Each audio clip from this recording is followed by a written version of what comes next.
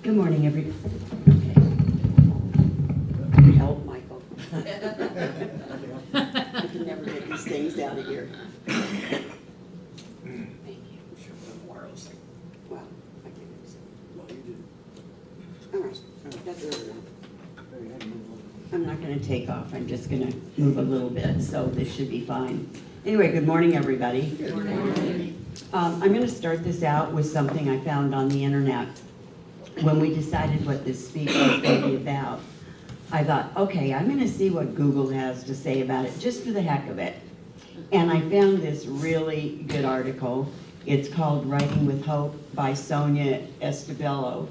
And what she says in the very beginning is, Easter is the process of dying of the old self and being reborn in a spiritual sense. Beyond the religious dogma lies a deeper meaning that can be utilized for everyone inclined to live a more fulfilling life. Easter can be a powerful metaphor, one that helps us to re-examine our current state of being and then decide how we need to evolve. None of us need to evolve, right? We're okay where we are. Anyway, it can be a great day, similar to New Year's, to become motivated, to change, to do what needs to be done to put ourselves back on the spiritual path we want to be on. Anyway, at this point, Michael did some research in the Metaphysical Bible Dictionary, and he has a passage that he wanted to read. So I'm going to let him do that, and then I will be back up. Well, I didn't have a whole lot I wanted to get into. This is your part. Okay, why not? I'm not going to let him talk too long. I hope you're ready. Well, actually, I was going to start with a little story that I was reading an Alan Cohen book last night, and it's a story about a gentleman who's found himself alone on a deserted island in the middle of the ocean. He's been shipwrecked there, he's stranded, he thinks, I'm never going to get out of here, I'm going to die here for sure. Anyway, so one morning he's there and he's surviving, you know, he's built himself a little hut and he's got breakfast cooking and the dinner, you know, in his, somehow a little fire going, he's got breakfast cooking, and he looks out and he sees a ship going across the horizon. So needless to say, he runs out and he's waving his arms and yelling, find me, help, help, help, help, and the ship disappears and he thinks, well, that's the end of it, I guess I'm done, you know. I don't think they heard me. Well, needless to say, he left the fire burning in his hut when he went to go play with the ship, and now his hut's on fire. And he watches it burn to the ground, and he's just, oh man, I can't believe this. I guess I'm doomed to be here the rest of my life, and I'll just perish right here. And he goes to sleep, you know, because it's getting late. Next thing you know, in the morning, someone's tapping on him. He wakes up and he goes, oh my God, and he sees the captain and a bunch of his shipmates are there looking at him going, are you okay? And he goes, wow, you know, how did you find me? And they say, well, we saw your smoke signal. So it's kind of like that. This resurrection thing isn't about necessarily dying. It's about renewing your life today where you are, not some faraway thing that you can't relate to. It's about letting go of so many things that we believe in our minds. I'm going to read a little bit from the Metaphysical Bible Dictionary, compiled for Charles Fillmore, and it's used in all the studies here. If you're studying to be a licensed unity teacher or minister, this is one of the books that you read from. The raising of man's mind and body from sense to spiritual consciousness. This is accomplished by the quickening power of the Holy Spirit. If the Spirit of him that raised up Jesus from the dead dwelleth in you, he that raised up Jesus Christ from the dead shall give life also to your mortal bodies through his Spirit that dwelleth in you. So in other words, this Spirit, this Holy Spirit, this God person, whatever you want to believe about that, is inside of you. It's not something out there. It's real. It's here. It's now. It's not something you need to. Jesus wasn't trying to escape from anything. he knew that at some point, if you study just the history and the story of Jesus during the resurrection, and the crucifixion and the resurrection, I would say, he didn't try to stop it. At no point, there was I don't know if you guys saw, there was a show on what was the show? I can't remember what it was on, but anyway, it was like a movie or something, and they showed the trial, that they had for him to decide whether they were going to crucify him or they didn't know what to do with him. Because the Roman emperor, not the emperor, but whatever, the prefect or whatever of that particular area, who was like given this task of trying to get rid of Jesus, he didn't want to do it. He didn't want to be involved. It was the folks that were, the Jews that were, kind of against Jesus that were trying to get him, make him go away because he was taking their power away. He kept healing people on Sunday, and that wasn't approved. That wasn't something you're supposed to do. So anyway, so they eventually figure out that they're going to do this, and Jesus never once tried to stop the process. He didn't sit there and, well, I'm innocent and do all that kind of stuff, because the man kept asking him, are you the Son of God? Are you the King of the Jews? And he would not answer. He refused to answer. And so he just let it happen. And he let it happen because he knew he had to make this transition. He had to make this journey in a spiritual way. I don't know if he consciously knew it, but he knew it. Anyway. Okay. Oops. We're new at the tag team thing, so if we're a little rocky in it, understand that we're just getting to it. But Michael and I had talked a great deal about this before we did the talk, and he had so much that he wanted to say, and of course I had things. We both have a lot to say, in case you haven't noticed already. So we decided that he had good points, I had good points, and it was all coming from Spirit anyway. So we'd split it up a little bit. Anyway, our biggest thing, though, both of us wanted to stay with the theme that the resurrection is now. It's not in the past. It's not coming up. It's right now. It's today. Today is the day that we can change it. Anything that comes with a change, for instance, you have a good relationship and something interferes with it, and it's no longer good. When you decide to leave that relationship, it's not the death of a relationship. It's the birth of a new experience for both parties that were involved. Hopefully you part friends, but it's a new experience for both of you. It's a rebirth.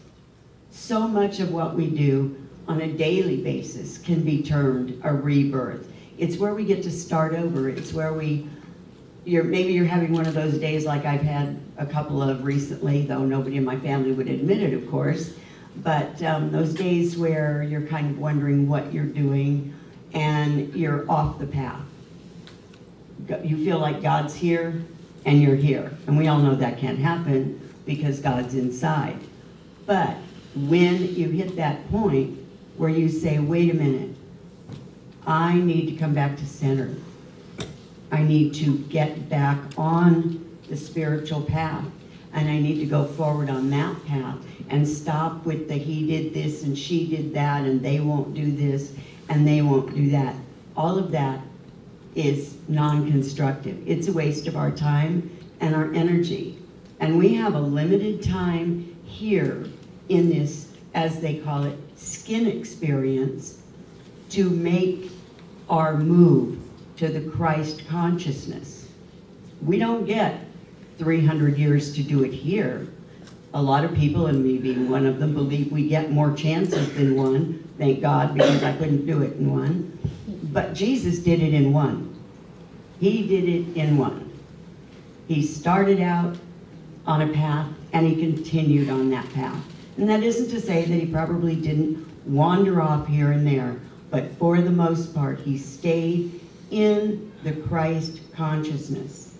And that Christ consciousness is where? Anybody? That's right. Inside. It's our higher self. It's that still small voice that tells us you're off the path. It's the one that gives us inspiration. It's the one that leads us in the right direction instead of the wandering path that we can sometimes take. The whole purpose of being here is to make that ascension, to become Christ. We all are Christ. We just have lost track of our Christ self. A Course in Miracles, of course, says this is all a dream. For me, that's not, I can't get that. I'm just a little too literal-minded, but basically, we have separated ourselves from the presence. We've stepped away. Presence didn't go anywhere. We're now blocking everything on a spiritual level. When we do that, we separate ourselves from Christ. If God isn't in your life, who moved? Exactly. So, with us, God didn't really move, we're just ignoring. We're ignoring that higher self, that nudge that tells us go this direction. We go that direction instead because it's what we think we want to do at the time. And I don't know about you, but every time I ignore spirit, I get in deep trouble. So I'm trying real hard to go back the other way and pay attention. And one of the things that I read on the internet, I read a number of really interesting things there, but the one that I read that really impressed me was they talk about the cross and what the cross really signifies, and that the bar cross is the race consciousness. It's where we are normally, it's the way we think, it's that consciousness. And the shaft going down is spirit returning to the material plane. So that's us, and it can go up also. But what they've discovered along with that is that where it's written in the Bible, when Jesus is on the cross and he says, "Oh God, my God, why hast thou forsaken me?" That's totally mistranslated. That is not what it's supposed to say. I'm looking now for the paper that I've got where it tells me what it's going to say. Though I do know. It says, as Jesus is on the cross and everyone thinks he says, "Oh God, why hast thou forsaken me?" What he really said is, "This is the purpose I've come for." So Jesus is on the cross, and he recognizes, he knew all along, this was his reason. It was to show the world that what he did, we could do. That's, of course, what the resurrection is about. It's saying, you can do this too. I'm not the only one. Jesus, the Christ, was not an exception. He was a way shower, but he was showing us that we can all do it. It's not just Jesus. Do we have to make changes? Absolutely. There's a whole lot of rebirth that needs to be happening for all of us. And, you know, labor pains aren't always easy, but we know that they always bear what they need to bear. So getting rid of the old and doing the rebirth takes some preparation. You have to be willing to let go of the old. Be willing to bury the past. Don't stay there with the, "Oh, well, I've always done it this way," or "He did that to me 2 years ago and that's why I'm the way I am today." I'm sure we've all heard it, and we've probably all indulged in it on occasion. "Well, if it hadn't been for that, I would have done this." We need to bury it. And they actually have a very practical suggestion, and one I'd invite you to do when you get home today. They say take a box and think about, first meditate on what you most want to get rid of. What is it, a trait or your story? You know, we all have a story, and whether it's given to us by the people around us or whether we develop it ourselves, we've got one. I'm not good enough. I'm not smart enough. I'm not thin enough. We've all got one of those negative stories floating around somewhere. Family says, "Oh, she's the angry one. She's always been that way." take that. If you can think of one of those, take it and write it out. And think about it just briefly, don't dwell on it, but visualize it going away. And then put it in a little box and bury it in the yard. Just bury it. And if you don't have a yard, you want to dig in and the apartment would be upset about it, then bury it in the trash. But get rid of it. And when you get rid of it, keep reminding yourself that you have gotten rid of it, that you can go on. That's no longer your story. It's no longer your issue. We all have a lot of things we'd like to get rid of, I'm sure. At least I know I do. And I think my family could probably contribute to a few more they'd like me to get rid of. But we need to make that clean break from whatever the past was for us so that we can start all over again, so that we can have part of the resurrection, so that we can develop from that point and become more Christ-like, go where we need to go. And I think Michael has something he'd like to say here, so I'm going to let him take over for a minute while I get my notes back in order. Okay. There's another passage here that I'd like to read. I like the way it's worded. The resurrection is the lifting up of the whole man into the Christ consciousness. The whole man is spirit, soul, and body. The resurrection lifts up all the faculties of mind until they conform to the absolute ideas of divine mind. And this renewal of the mind makes a complete transformation of the body so that every function works in divine order and every cell becomes incorruptible and immortal. The resurrection is an organic change that takes place daily in all who are confronting their lives to the regenerating truth of Jesus Christ. The resurrection takes place here and now in all who conform their lives to the spiritual law under which it works. I kind of like that. I was reading Neil Donald Walsh, and he says that, the same thing, that we're not just spirit. That's not true. We're spirit, mind, and body.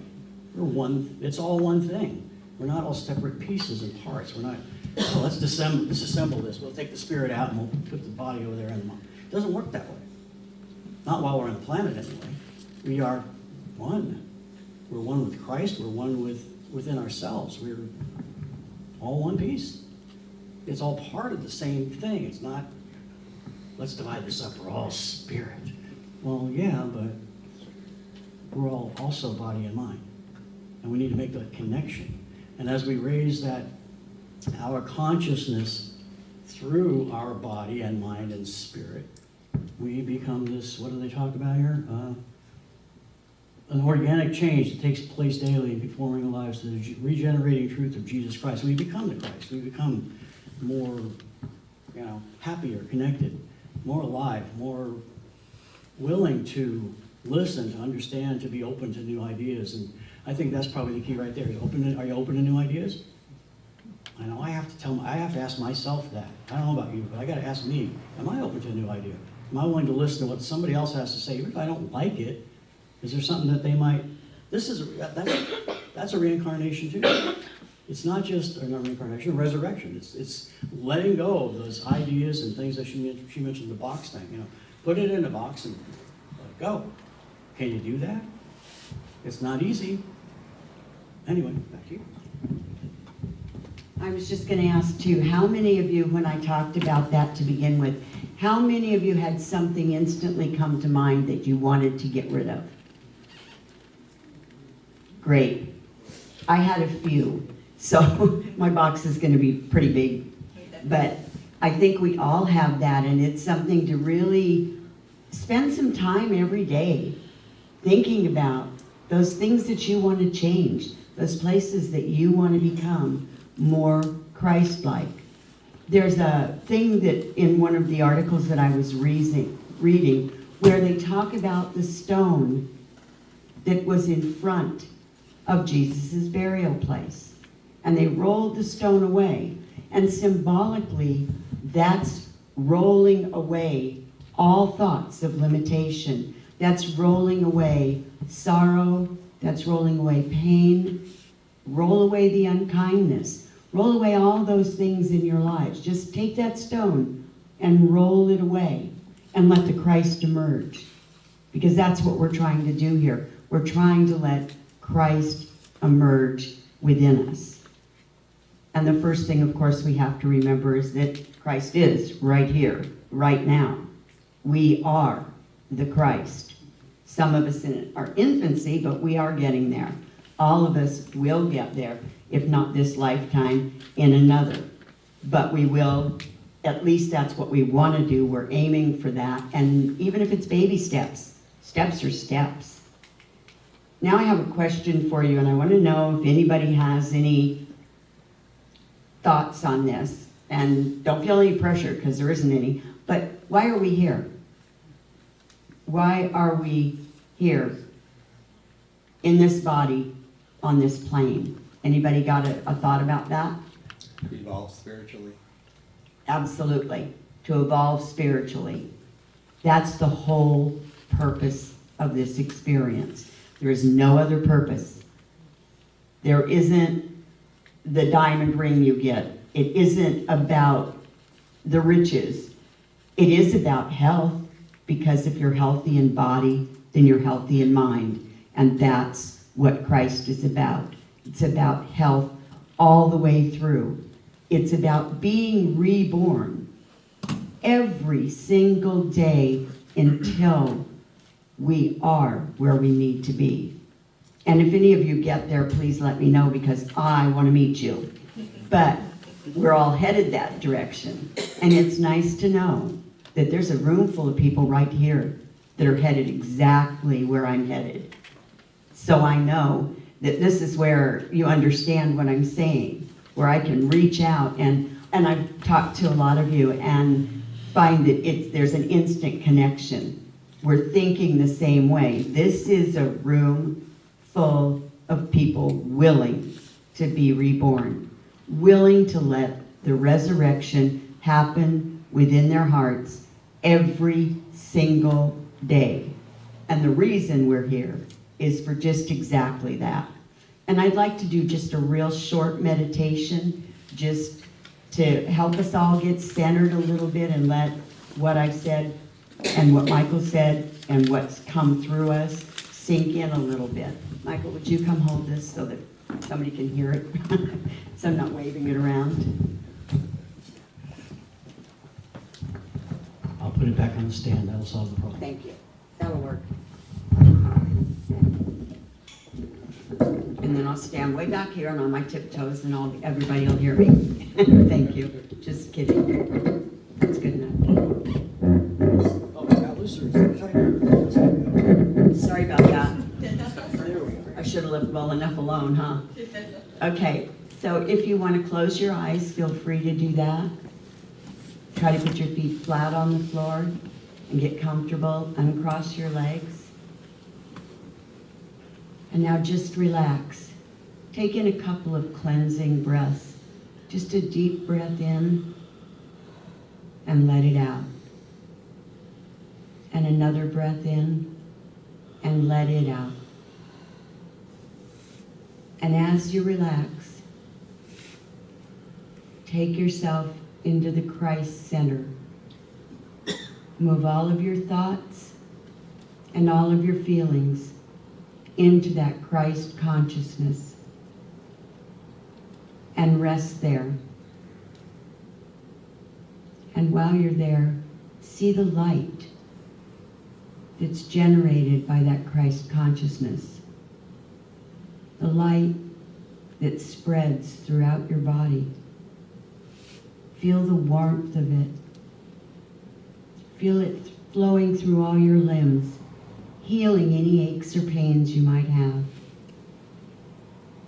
helping you with a rebirth, with a resurrection.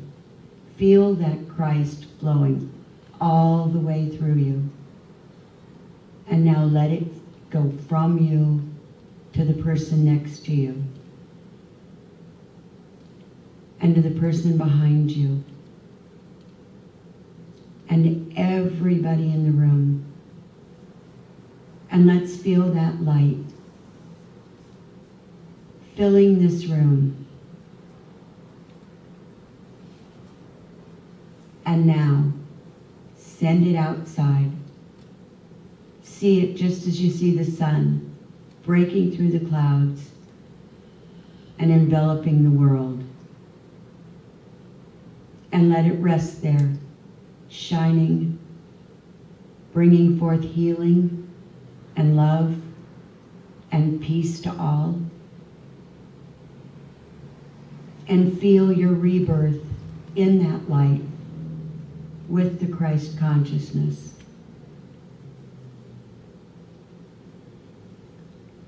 And as you come back here into this room, bring that light with you. Don't let it fade. And stay connected to all those around you. Recognize the Christ in all of us. The Christ that we're recognizing, that we're working towards on a daily basis. And then just relax right where you are and allow yourself to keep that Christ consciousness for as long as you can. And as we come back into the room, just relax into your seat and hold the Christ consciousness with you as we continue.